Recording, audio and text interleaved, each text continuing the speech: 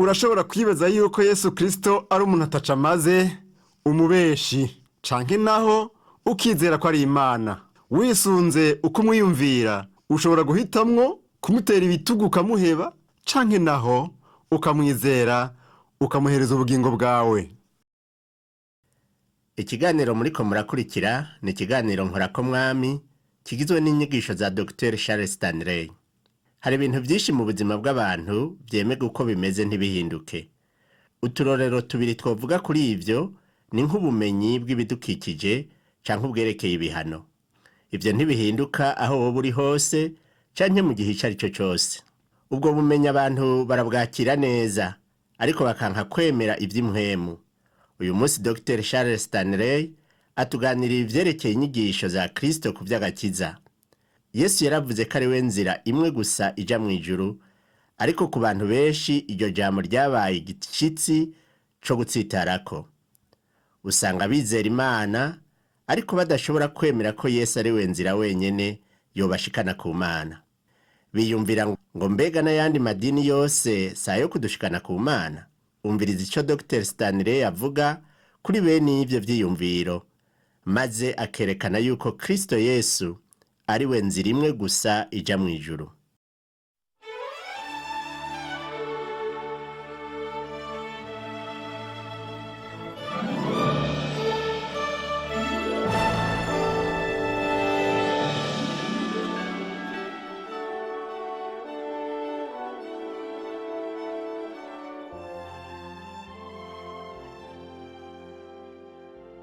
Hari inzira imwe gusa ishikana abantu mu ijuru.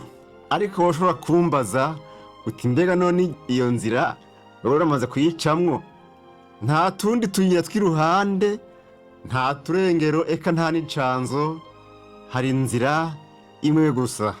Wohavugira uti ico ciyumviro kivuga uko kigarukira hafi, kibona ivyo hafi cane. Ariko womenya yuko Imana yaremye isi n'ijuru ariyo yonyene yavuze ko hari irembo rimwe gusa ryo kwinjira mu ijuru. Iryo rembo ni Yesu. Niwe yavuze mu butumwa bwa Yohana igice c'10 ku murongo w'9 ati ni jewe rembo. Mu gice ca 14 ku murongo wa 6 naho aravuga ati ni jewe nzira n'ukuri n'ubugingo, nta ushobora gushika kuri data ntamujanye. Yesu Kristo ari we Mana yigize umuntu, yaravuze ko hari irembo rimwe gusa rishobora gushikana abantu mu ijuru. Mugenzi, ushobora kwiyumvira yuko ari wewe uzi ubwenge, wewe uvuga ko hari inzira nyinshi zo kwinjira mu ijuru. Ariko wibaze wewe wenyene uti ubwo none muri uko kwizera inzira nyinshi ndi mukuri canke sindi mukuri? Burya rero ubwenge bwinshi hari aho buba akaga ku muntu iyo ubwo bwenge buhengamiye mu bintu bitari ivy'ukuri. Mu bisanzwe ukuri ntikwemera kongerwa kw'ibindi bintu. Yesu aravuga mu butumwa bwiza bwa Yohana igice ca 3 ku murongo wa 5 ati iyo umuntu atavyawe n'amazi na mpwemu ntashobora kwinjira mu bwami bw'Imana. Nk'uko twavyumvise kandi Yesu aravuga mu butumwa bwa Yohana igice c'10 ku murongo w'9 ati ni jewe nzira. Mu gice ca 6 naho ku murongo wa 48 aravuga ati ni jewe mutsima w'ubugingo. Mu gice c'8 umurongo wa 12 naho ati jewe ndi umuco w'isi, unkurikira ntazogendera mu mwiza, ariko azogira umuco w'ubugingo. Ukuri nuko inzira ija mu ijuru ari inzira yaga. Iyo nzira ica mu muntu umwe gusa ari we Yesu Kristo, kandi tuyicamwo mu buryo bumwe gusa, nukuvuga ukuvuka ubwa kabiri. Reka mbere tugaruke kuri iri jambo ryo kuvuka ubwa kabiri nk'uko turisoma mu gice ca 3 c'ubutumwa bwa Yohana, maze mpeze ndakwibarize utubazo nka 2 canke 3. Akabazo ka mbere, urabona benshi bavuga ko bizera Imana ni ukuvuga ko bemera ko ari abakristo. Hari no kuvuga uti ndibuka neza ko hariho ibyashitse mu bugingo bwanje igiki niki, maze kuva ubwo ngahinduka rwose. Eka kuva ubwo sinigeze kuba wa wundi wa kera. Canke uri umwe muri bamwe bavuga bati jewe namye nizera Imana, namye ndi umukristo, mbere nabivukiyemwo. Mugenzi umviriza neza, mugenzi umviriza neza. Hariho benshi badasiba mu isengero na rimwe bagenda bavuga ko Yesu yabakijije, bakaba barahisemwe no kubatizwa, bakaba mu ishengero, ariko bakaba bari kure y'Imana kuko batigeze binjira muri Yesu Kristo, kandi ari we nzira imwe gusa ijana abantu mu ijuru. Eka nta kindi uri bukore kugira ngo ushobore kuja mu ijuru utemeye kuvyagwa ubwa kabiri. Ariko bamwe bagira bati eka nawe inzira niyo bimwe gusa. Mugenzi, ikibazo no kumenya aho ukuri kuri, atari ivyo wewe nanje twiyumvamwo, atari ivyo twiyumvira, atari uko twe nawe tubona ibintu ivy'ubu bugingo, ariko tumenye ukuri kw'ijambo ry'Imana. Mu gice ca gatatu c'ubutumwa bwiza bwa Yohana harimwo insiguro zihagije z'ivy'agakiza. Urisomera nawe urabe. Asangwa uri umwe mu biyumvira yuko inzira z'agakiza zoba ari nyinshi, ndakugira inama ngo urabe ico ijambo ry'Imana ribivuga ko muri ico gice ca gatatu uhereye ku murongo wa mbere. Reka mbere dusomere hamwe turimbure ayo majambo avuga kuvyarwa ubwa kabiri. Ku murongo wa 5 haravuga ngo Yesu aramwishura ati nukuri ndakubwire, iyo umuntu atavyawe n'amazi na mpwemu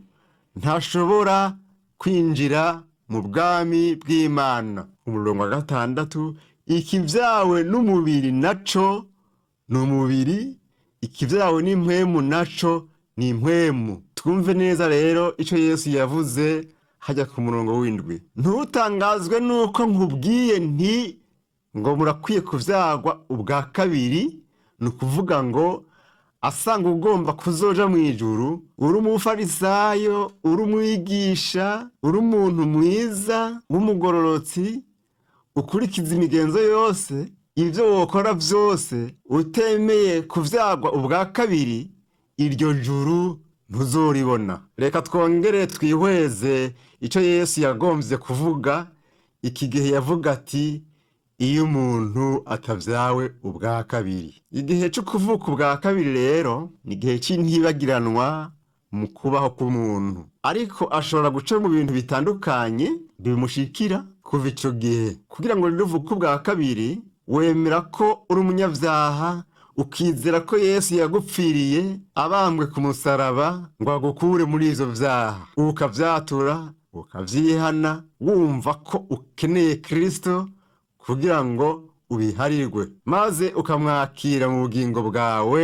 nk'umukiza, ukamenya ko Yesu Kristo ari Imana. Ico nico gihe co kuvuka ubwa kabiri. Iryo nico jambo Pawulo yavuze mu cete ca kabiri c'Abikorinto igice ca 5 ku murongo wa 17 ngo nuko rero umuntu wese iyo ari muri Kristo aba ari caremwe gisha. Uko Imana ibivuga niko biri kandi niko kuri, ni ugutangura bishasha, ni ukuvuka ubwa kabiri nyene. Paul aravuga ati nuko rero umuntu wese iyo ari muri Kristo aba ari caremwe gisha, abicaremwe gisha muri Kristo. Ico umuntu avutse ubwa kabiri aronka rero si uguharirwa icaha gusa, ahubwo mpwemu yera aza muri we akamuha umutima musha. Uwavutse ubwa kabiri ntaba akiri wa wundi, agira umutima musha n'ubugingo busha, kandi ubwo bugingo busha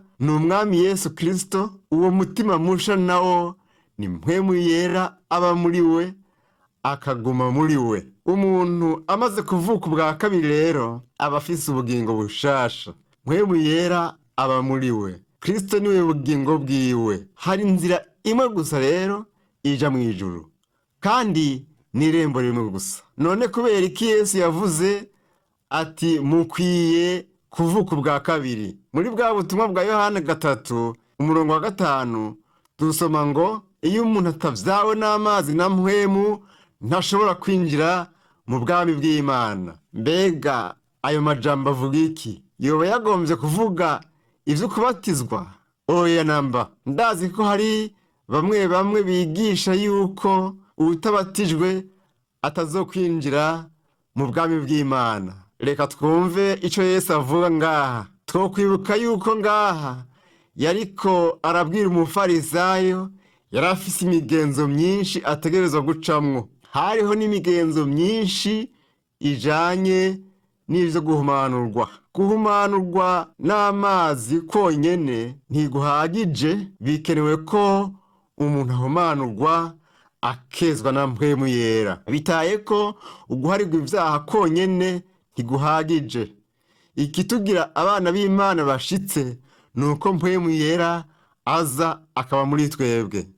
Bibiliya iravuga mu cete ca mbere c'Abikorinto igice ca 12 ku murongo wa 13 ngo kuko muri mpwemu umwe twese ariho twabatirijwe ngo tube umubiri umwe. Mugenzi, mpwemu yera niwe ashobora kuza muri wewe akakubwira umwana w'Imana yavyawe ubwa kabiri, ariko ikimenyetso c'Imana. Ngaha rero ivy'umubatizo w'amazi sivyo Yesu avuga, mbere nta n'abantu yabatije. Ukubatizwa siko kudukiza, ni ikimenyetso c'ukumvira ku bamaze gukizwa.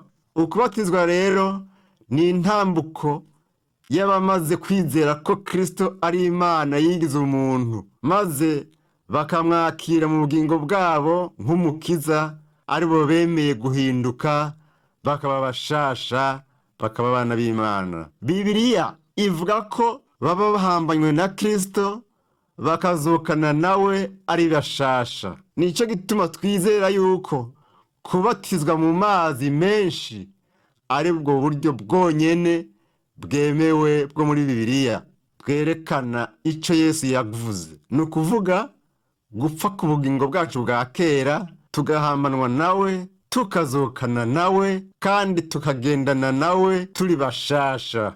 Ukubatizwa rero ni ikimenyetso c'ukumvira, n'ugushinga intahe y'icabaye mu bugingo bwacu, arico citwa kuvuka ubwa kabiri. Uravuga uti mbega umuntu yoshobora gukizwa atabatijwe? Ego cane, kuko ukubatizwa siko kurimo agakiza. Umuntu akizwa kubw'ubuntu bw'Imana, hanyuma akagera ikirenge mu ca Yesu mu kubatizwa. Umuntu yemera kubatizwa kuko anezererwa ico ukubatizwa kuvuga. Ni ukuvuga ko aba akunda Yesu Kristo, umwana w'Imana. Yesu rero muri igice ca 3 c'ubutumwa bwa Yohana ntiyavuze ivy'ukubatizwa. Avuga ati uguharirwa ivyaha ni kimwe, ariko kandi haba hakenewe mpwemu yera aza mu bugingo bwawe akaba muri wewe, kemeza ko uri umwana w'Imana vy'ukuri. Ivyo si ibintu vy'umwanya muto, ahubwo ni ikimenyetso mpwemu yera agushirako. Yesu rero aravuga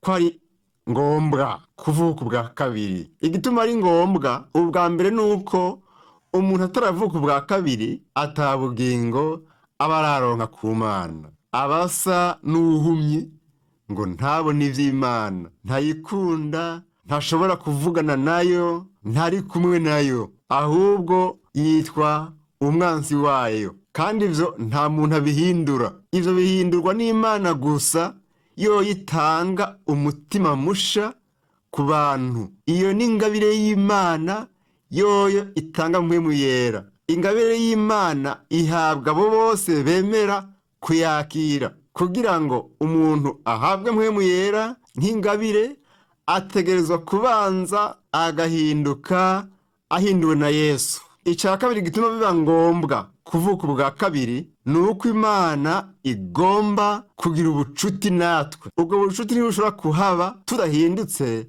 ngo duhabwe mpwemu yera, maze dushobore kuvugana n'Imana. Turashobora kuyibwira ivyo twipfuza, dukoresheje iminwa yacu, mugabe imitima yacu niyo igirana ubucuti n'Imana. Kubera ukuvuka bwa kabiri, Bibiliya iravuga yuko iwacu ari mu ijuru. Mugenzi, benshi biyumvire ko bariko baraja mu ijuru, ariko bakaba badakunda Imana, badafise umwete wo kuyirondera, badafise n'inyota y'ijambo ryayo, eka mbere batanatumbera iyo urusengero ruri, kiretse hari ibindi baronderayo. Usanga mbere batemera ivyo guca amateka kw'Imana, bakabona gusa yuko Imana ari inyimbabazi n'urukundo gusa. Ico nokubwira nuko abo bantu batariko baraja mu ijuru. Asangwa nawe uri muri abo, ntuzi ijuru ico arico. Ijuru ni ahantu habejejwe, ni ahantu h'abagororotsi. Ijuru ni ahantu h'abafise inyota y'Imana kuko bayikunda. Mbega wibwira ngo hamwe wopfa woja mu ijuru kandi udakunda Imana, utayifitiye inzara n'inyota, utemeye guharirwa ivyaha, ukishimira ibikorwa vyawe ivyo wita vyiza? Mugenzi, abariko baraja mu ijuru n'abakunda Yesu Kristo, bakaba baremeye kozwa n'amaraso yiwe ngo ivyaha vyabo bihanagurwe. Abo rero bambaye ukugororoka kwa Kristo, kandi bariteguye kubana nawe ibihe bitazoshira, bamukunda, bamuhimbaza, kandi bamukorera. Wewe rero utagomba gukorera Imana, utagomba kuyikorera ikintu na kimwe ukiri muri iyi si, ntiwibwire ngo wowe uriko uraja mu ijuru. Yesu aravuga ati, mukwiye kuvyagwa ubwa kabiri, kuko ico cotuma umuntu wese yemegwa mu nyonga z'Imana. Ibindi vyose biva ku nkomezi z'umwana w'umuntu ntaco vyoshikako. Wovuga uti, erega mw'isi hari ivyizerwa vyinshi bitari vya Kristo gusa. Ikiganiro cacu ntigishimikiye ku kuntu woba uri umwe mu bafise izindi nzira nyinshi bizera atari Yesu gusa. Wohavugira uti, ivyo ni vya vyiyumviro bigarukira hafi. Mbega none wokwemeza yuko ivyiyumviro vy'Imana bigarukira hafi? Woba rero utemera ko Imana izi vyose. Asanga Imana yemera yuko inzira y'agakiza iba mu muntu umwe gusa, ari we Yesu Kristo, irazi igituma. Mugenzi, mbega none utavyawe ubwa kabiri na mpwemu w'Imana, maze ngo umwenda w'icaha cawe urihwe na Kristo, none ninde wundi azokurihira uwo mwenda? Kumbure wovuga uti, nzowirihira. Ariko umenye yuko uko wirihira ari uko wopfa, kandi ukaba utandukanye n'Imana ibihe vyose, kuko Bibiliya ivuga yuko ingero y'icaha ari urupfu. Urupfu rwo mu mubiri, urupfu rwo mu mpwemu, urupfu rw'ibihe vyose, arirwo rwo gutandukana n'Imana. Wanse ko Yesu akurihira uwo mwenda, ni wewe uheza ukawirihira. Nahawe rero guhitamwo ingene uwo mwenda wawe worihwa. Ibikorwa vyawe vyiza ntivyoshobora kugushikana mu ijuru. Ariko ikibabaje, abantu benshi, amamiliyoni n'amamiliyoni, badasiba mu rusengero ku munsi w'Imana, bama bari ngaho bumviriza ibivugwa, bahaguruka hageze guhaguruka, baririmba hageze kuririmba iyo indirimbo zitewe, bagaheza bagatanga amashikanwa yabo. Ariko ivyo vyose bikaba imigenzo gusa. Mbere ku rusengero hakaba abantu ho guhurira gusa. Benshi baza ku rusengero kugira ngo babonane n'ababo, baje gusangira ivyo kurya n'ivyo kunywa. Ariko dukwiye kumenya yuko ubwa mbere ari ahantu ho guhurira na Yesu. Mugenzi, Yesu niwe mugenzi mukuru. Ushobora kugira abagenzi ba mbere bakomakomeye bo mw'isi, nta na kimwe baheza ngo bagufashe. Asangwa yumvira yuko abizera yuko Yesu ari we nzira wenyene yo kuja mu ijuru ari bijuju, woba wiyumvira ko Imana ari ikijuju. Abana b'abantu kugira ngo bunge ubucuti n'Imana, babe abana bayo, bategerezwa kwemera kuvyagwa bwa kabiri. Uko niko yo nyene yabiteguye, kandi ntiyihenze. Niyizi igikenewe kugira ngo umuntu ashobore kuganira nayo. Igikenewe rero nuko umuntu yoba icare mwigisha. Utegerezwa kwemera Yesu Kristo, akaguha umutima musha n'ibyifuzo bisha. Nico gituma Yesu yavuze ati mukwiye kuvuka ubwa kabiri. Ubwo si ubujuju, ni ukuri kuva ku Mana.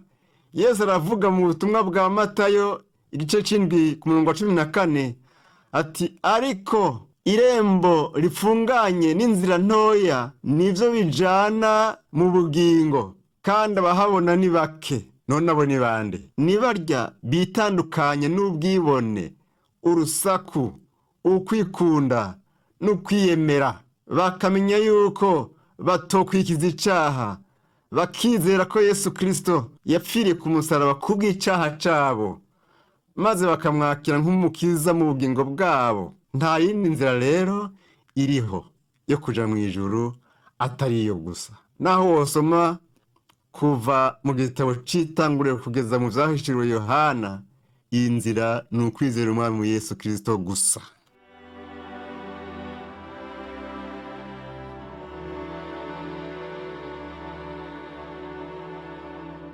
Charles Stanley arerekana yuko Yesu Kristo ari we nzira imwe gusa ija mu ijuru.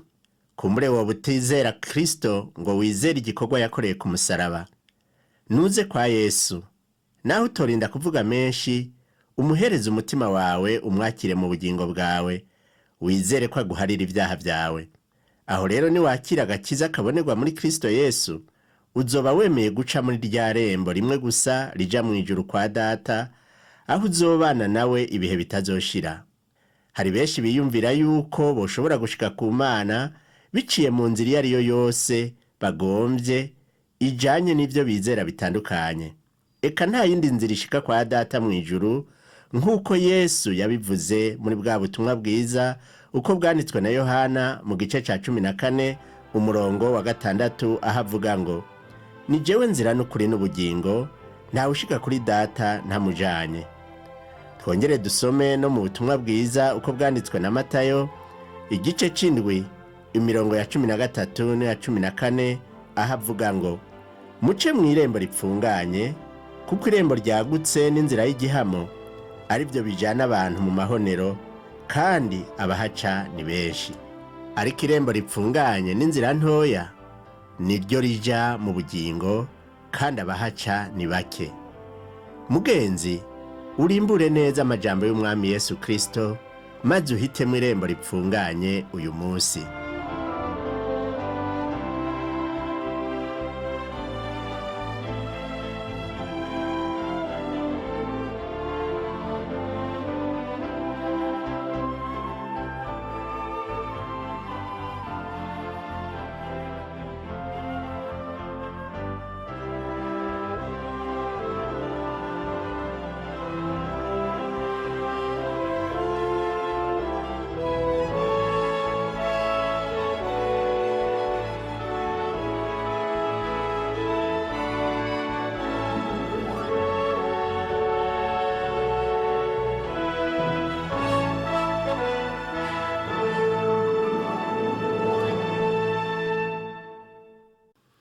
Dushikira isi yose mu rukundo rw'Imana n'imbabazi ku bantu.